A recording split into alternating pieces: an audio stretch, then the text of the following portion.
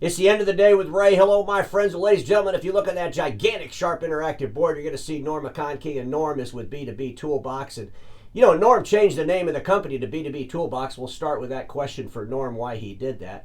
But at the end of the day, Norm, it's great to have you on. We're going to talk e-commerce. There's a lot of talk in the marketplace, and you've had some major successes with this, with one of the largest dealers in the industry, and we want to address that as well. But how are you doing, man? Doing very well. It's great to be back, Ray. Thanks for having me. Well, you know, I got to tell you, Norm, I'm sitting here, I'm listening to this interview, and there's talking about e-commerce, and somehow your largest customer gets in the conversation, and I'm thinking, well, wait a second, that's Norm's customer, not your customer. And so I thought the interview was a little disingenuous, to say the least, but I just wanted the marketplace to understand the work you did with this large dealer, and the dealer is obviously Impact Networking. And we know that Impact Network has had some huge success with e-commerce, big giant numbers. We're actually going to do a more in-depth interview and detailed video on that coming soon. But I want to get a little bit of history on that, because I know that Frank had mentioned that at the ECS meeting in Scottsdale and the numbers that he was doing through his site. And obviously, that's a big home run. So is this an anomaly, Norm? Or can other dealers do this? And what the hell is holding our industry up from implementing e-commerce? First of all, it's a great question. I mean, Impact is a flagship customer. They've been doing great things. They've made great investments, and we're proud to be the e-commerce infrastructure partner with Impact. And Frank and his team at Impact have done great things. They've really invested in the product and in themselves, and by very definition, they're a great partner. They understand what they need to do. They've taken our suggestions on board. They've added what their secret sauce might be to the system. But ultimately, and it's pretty public in terms of their success that they announced at ECS and a run rate of over $150,000 a month. And I think if anybody that knows Frank knows that he wouldn't even be satisfied with that, nor should he be. His plans are to do millions of dollars worth of e-commerce transactions online. One of the things that I'd heard that I thought was interesting, obviously, I know the things that they're doing, and they'll be prepared to announce even more work and success that they're doing with the platform. But it's not because they're a huge company, to answer your question, and it's not because they somehow have an incredible amount of marketing clout. Both of those things are true. But what they did is they rolled up their sleeves, they invested in it, and the vast majority of revenue, in fact, I think almost all of it, is coming from existing customers, which is something that we've preached for a long time, that e-commerce can and will be successful, and your biggest gold mine for e-commerce is with your existing partners. So I don't know there are other folks out there that talk about e-commerce and what they're doing. From a simple definition standpoint, we're talking. I have a definition of e-commerce that I think is consistent with what the world thinks. Yeah. And that is, you can go online, you can buy a product without engaging with a sales rep, and you can check out online either with a purchase order or a credit card and buy any product. Amen. That's commerce. It's not something else that we want to define, which if we define it a nicer way or a different way that the industry doesn't understand, then we can pretend that that's e-commerce. No. What I just described, going online, checking out without the help of a sales rep, that's what we allow them to do. That's what they've done at Impact, and that's why they're successful. Well, Norm, I think you got a lot of crap over the years because of your, I'm just going to say your boldness to the marketplace, telling dealers the truth about e-commerce. You never held back. You would get frustrated with and maybe sometimes impatient with dealers, and I don't blame you for that, because you're the expert. In our industry, for some reason, and this is a history in our industry, we believe that we can reinvent everything that exists to fit our outdated business processes that were developed in the damn 70s. And it's bizarreness. I mean, when I listen to some of these e-commerce stories out there, we want it to be lead generation. You'll be able to call up your customers as soon as they click buy now, and all this nonsense to try to make the industry feel good. Or some sales rep. We're allowing sales reps in these organizations to determine the business processes for the organization. I went to Frank Impact's meeting that he had, and he actually showed the numbers that they're generating with e-commerce. He treats it like a business. He has a leader that he brought in, and that leader's job is to build an e-commerce platform, not go listen to some vice president of sales in the copier division tell him how an e-commerce platform is supposed to be built. I think that's just it. And anybody that's ever spent 5 minutes with Frank knows he's a fairly no nonsense, straight person. And it really is, understanding, well, what, never mind what the industry does, what do successful companies in e-commerce do? Bingo. And he does not listen to people saying, oh, that won't work or that doesn't work. E-commerce works in every industry. And so long as you execute it properly and you put those resources in. And I think that's the critical point, why a lot of people are talking after Frank's presentation at ECS. And that's because there's been a conversation where a lot of people, a lot of owners can sit around the water cooler and say, Norm doesn't know what he's talking about, or maybe Ray doesn't know what he's talking about, or e-commerce doesn't work.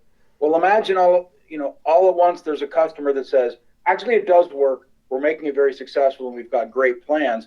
Then all of a sudden, ownership has to say, maybe it does work. Maybe we should lean in a little bit more. And I would encourage people, because, Impact is our customer. If you have a relationship with Frank, don't listen to Norm telling you why another platform doesn't work or what it does. Go and talk to Frank. Go and ask him a question. I'm sure he'd be happy to talk to you about what it is with his real life experiences and with real tangible sales results that he's had. So we're excited that they're a partner. I can't think of a better partner to have. We've learned a tremendous amount from him, and he makes our company and our product better.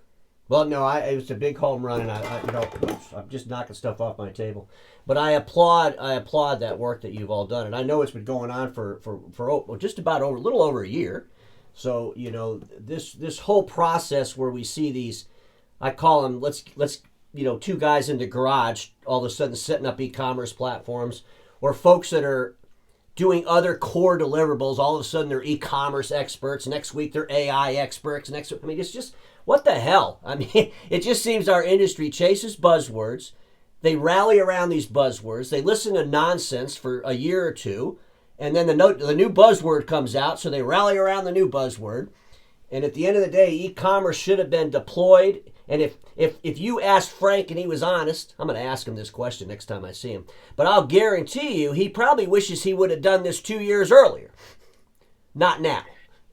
Yeah, and interestingly, I read a post, and I don't want to get into the fray. I'm just simply going to say, talk to people that are successful. Talk to the individual vendors themselves about what their product works on. The post that I saw made a mention and said Shopify doesn't work in our industry, and all I could think of was, holy cow! Somebody better go tell Frank that it doesn't work. Well, it's the largest. It's one of the largest e-commerce platforms in the world. That doesn't work. Well, that's exactly it. It's like, the people that are successful are generally too busy doing things to stop and smell the flowers in terms of looking at other things or throwing stones at it. Shopify is the largest e-commerce platform in the world. We've used it for a decade, and I think that's an important piece too. Is what you were mentioning about different things that you've done. We've been doing e-commerce for a decade. There's a huge difference between 10 years of experience or 2 years of experience repeated 5 times. So we have 10 years of experience in e-commerce with the platform, and we've learned a lot. We have a good idea, I think, of what works and what doesn't. We have a good idea in terms of what dealers need to do to be successful.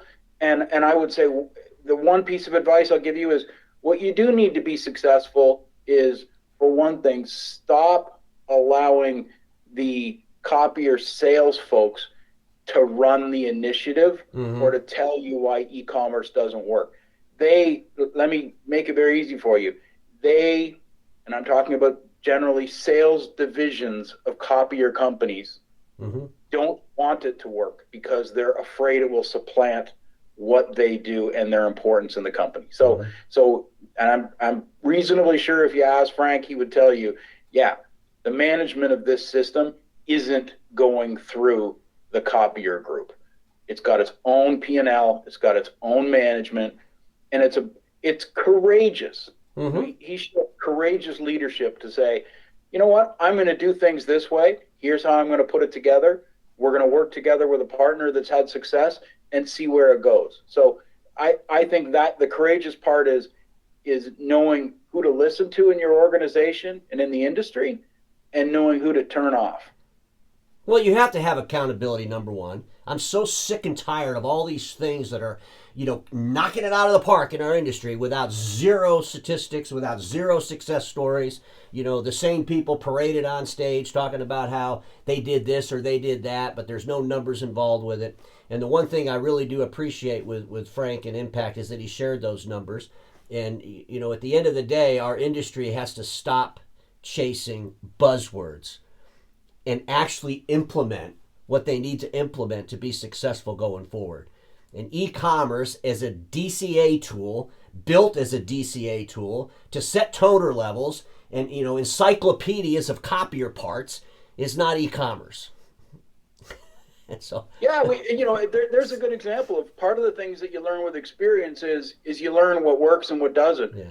We went down the road of trying to link up data collection agents and automate toner billing and do this through e-commerce, and at the end of the day, what did we find out? Well, we found out that why would a customer want to do that when all they really want to do is go to a website, do a search for a particular product, add it to their cart, and leave? It doesn't need to be more complicated than that. If companies like Amazon and CDW and Impact, can sell millions or billions and grow, that industry's growing, and they're taking business away from what? From other organizations that don't offer that type of solution. Mm-hmm.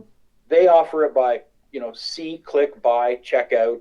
E-commerce eliminates all the time and the drag in terms of executing, rudimentary processes like ordering supplies or paper or even, hardware devices.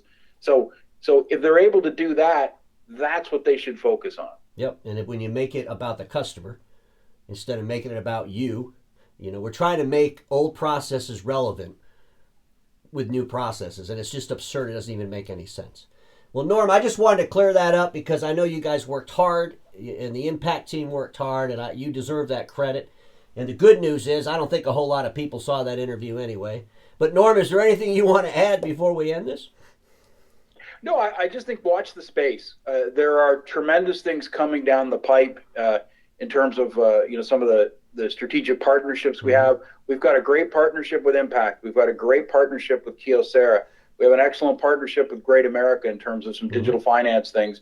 And I think that those are actually working, and people should take notice, see what's coming down the pipe. And yeah, the last thing I'll say is, don't take my word for it. Ask a customer, ask somebody like Impact, and see what they're doing. And I look forward to doing that deep dive with them coming soon. Because Norm, everybody that watches me knows this: status quo is the killer of all that'll be invented. Don't get stuck in status quo, and we'll see you all tomorrow.